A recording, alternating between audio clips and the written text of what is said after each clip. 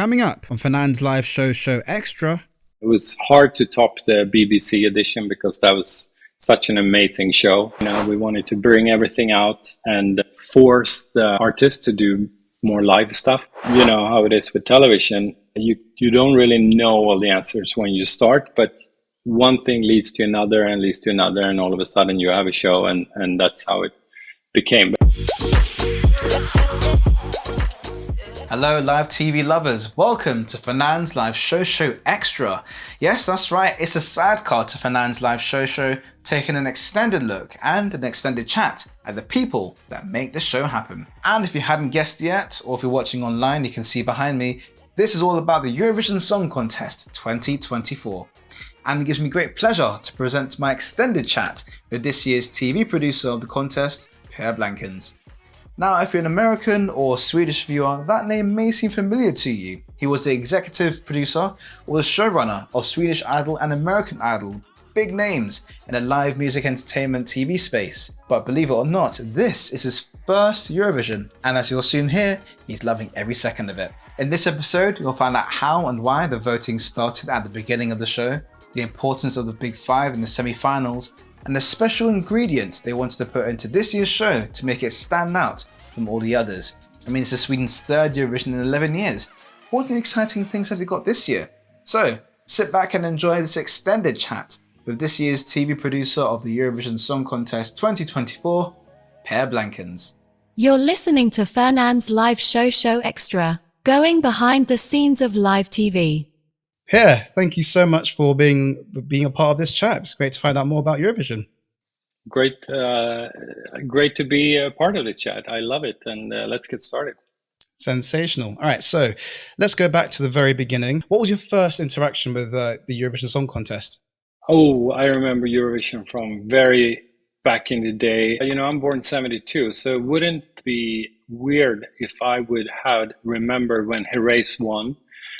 Which they did 84, so I remember that for sure. And then, I've always been interested in television, even as I grew up, and then eventually I started to work with it. So I watched the show every year and dreamt to be a part of this huge production, which is, the World Championship of television. So eventually I got the chance, but I've always been a big fan of Eurovision. And I was also surprising many of my colleagues with my knowledge about Eurovision when I entered, because people didn't really understand that I was such a Eurovision nerd. Likewise. It's the same on my side, like little facts and tidbits and, do you know about this song? Of course, it must come in really useful when working on a show such as Eurovision.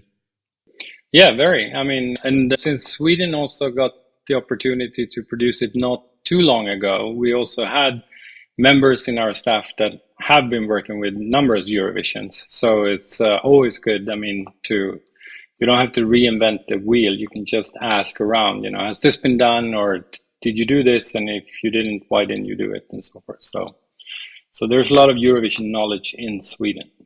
Absolutely. It's like a nice little party trick, something that you just have like in terms of information, which is really useful. And speaking of which, since then, when was your first professional working encounter with Eurovision?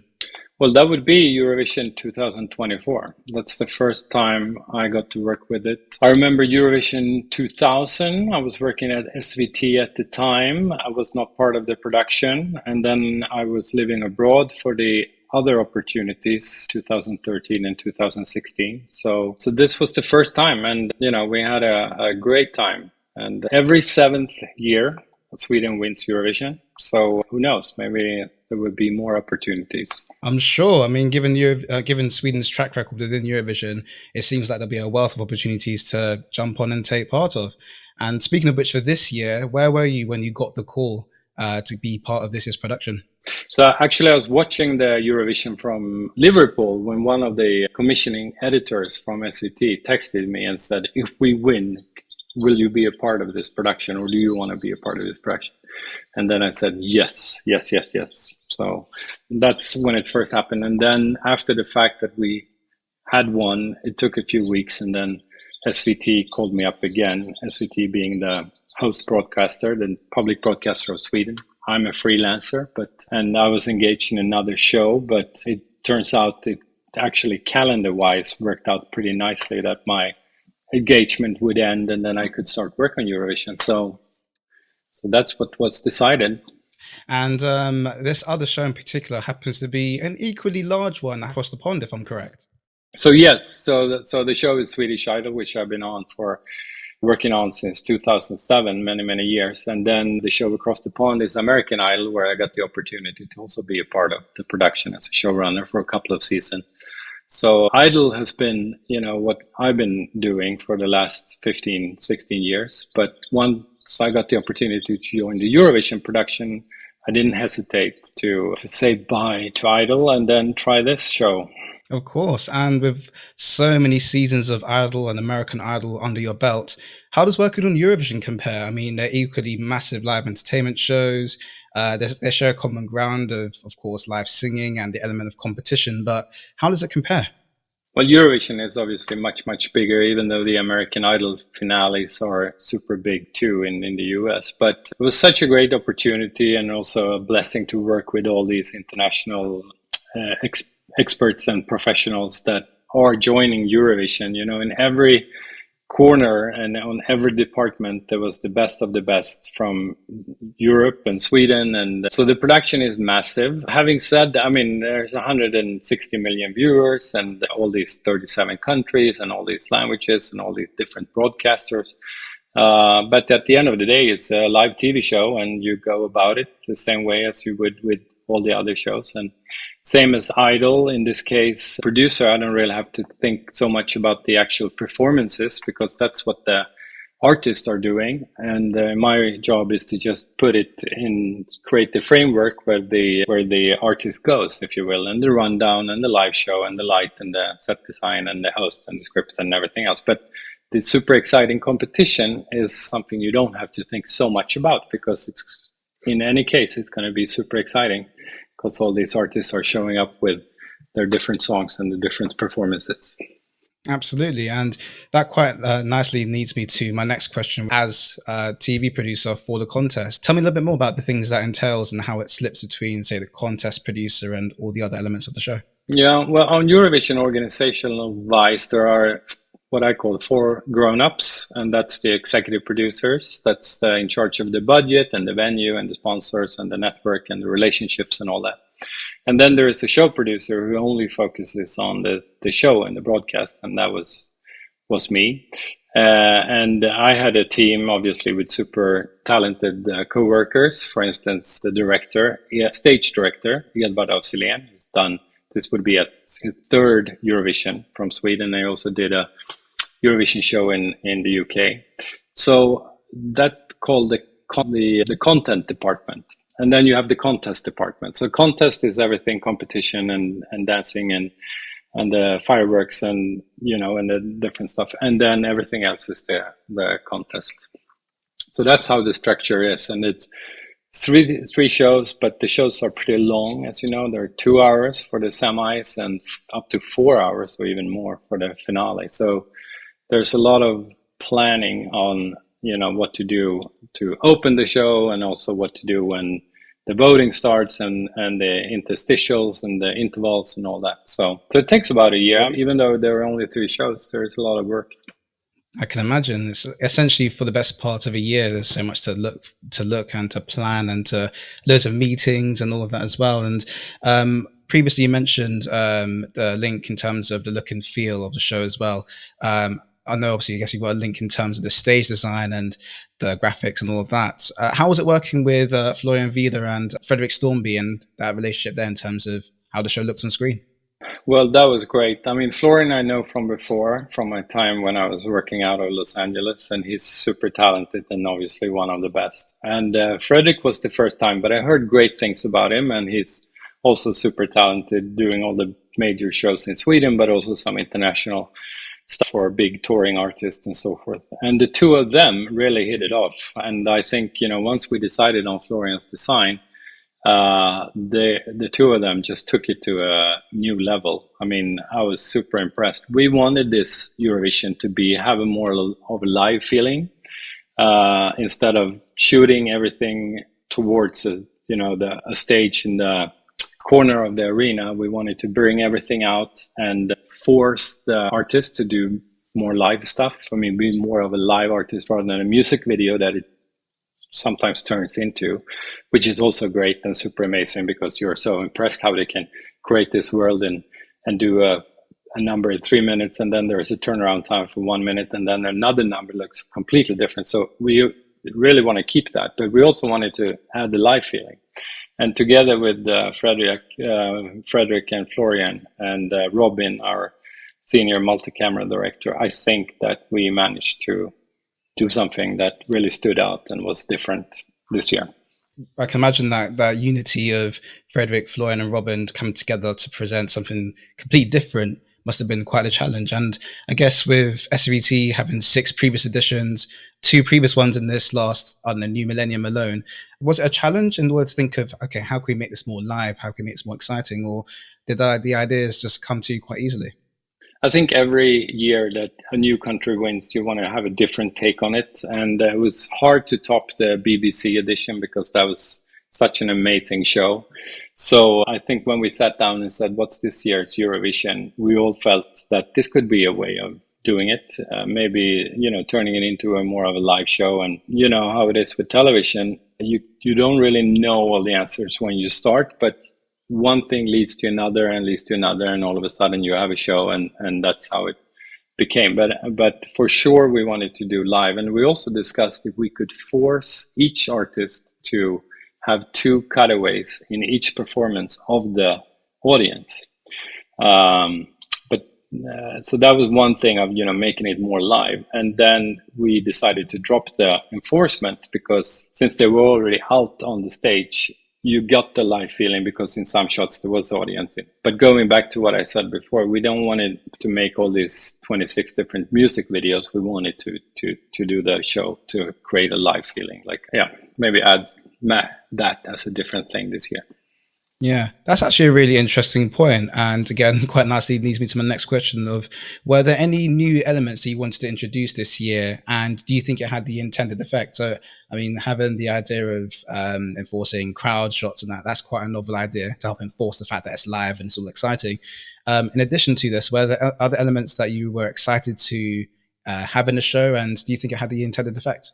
Yes, I mean, I think as a format, we did have 3 things that was new, and then 2 are of interest to the audience, and 1 is just a technicality. But I think to persuade or to ask all the big 5 and the host broadcaster to be on the stage during the semis was a thing that really turned out well. As we all know, they're already qualified for the finale, but it's also a bit unfair actually for them not to show what they got until the Saturday for the grand final, because then they're not part of the talk and the water cooler talk and and the talk around the dinner table. Oh, I really like this song and I really like that song, and then if you haven't been on stage, then you can't be part of that, and also the press conference and the social media and so forth. So that was one thing. And also the fact that since these artists aren't on stage in the semis, their home broadcasters aren't as interested to promote the broadcast and actually even put it on a big channel. So they would either put it on a smaller channel far away or even not broadcast the semis at all. And that's not great for Eurovision. So not having these big markets, the 5 biggest markets in the semis, was a thing that I really thought about how we could change that. And I think the solution that we came up with, have them on stage within the competition, but outside of the competition, if you will. They didn't get a phone number. You couldn't vote for them. There was no need because they were already qualified, but they still were in the body of the competition. That's a great thing, which I really liked, and I hope they're keeping that. And the other thing was obviously the voting, where previously for many, many years, voting starts after all the 26 songs has been performed. That means it's at night in most of Europe. All the kids have, either dozed off or gone to bed because they need to be engaged and interactive with the show. And if you only have 25 minutes after everyone has performed, that's not enough. So we decided to try to open the voting when the show starts even before the show starts with a worldwide vote, then during the show, and then after the show. And that meant that we got super great numbers also in the engagement column and the voting column. And I think that's the future, because otherwise they end up being on other platforms discussing Eurovision, where you want them to be on the Eurovision platform. So that's the two implementations that we brought forward this year, and that I'm really happy with it. That's the format. And then when it comes to the actual show, I think, the live feeling was great. I think the fact where we put the green room behind the stage, opening up to have a floor full of fans instead of occupying it with artists. But still, because we discussed, should it be, sometimes you put it in a totally different venue, but that's not then great. And could it actually be so that it could be behind the stage? And then Florian came up with, this solution, and that was great. Yeah, I like the green room especially. That's a nice little way of bringing them in, because of course the last time the contest was in Malmo, they were obviously next door, and obviously it was a nice walk, seeing them walk from there and walk across the bridge into the arena. But of course having them in the arena is quite a nice idea, and it's actually quite a nice little sort of reference, as it were, because I think the first time this contest had the green room behind the arena was in 2003, and that had a Swedish backing in terms of production as well. So it's a nice little full circle moment. So for you, through the eyes of being a producer, when do you think the scale and the magnitude of the contest changed, and how often do you think this happens? Okay, so I think two things has made Eurovision become why it's so popular right now, and it's the Måneskin when they won in Netherlands, because they turned out to be a super group that then traveled around the world and are superstars now. So that's put the light on Eurovision, that it can still happen, that you can win and rule on the charts. And also the fact that UK got to do it, that it was broadcasted from Liverpool. Because then I think, it helps when United Kingdom are excited about Eurovision, because it's such a big market. And I know it hasn't been always super popular in the UK, but when it is, it helps. So right now, and hopefully it goes up and up and up, and then eventually it will go down and be not as popular for a few years, and then it will go like this. But right now it's on a upward progress projection.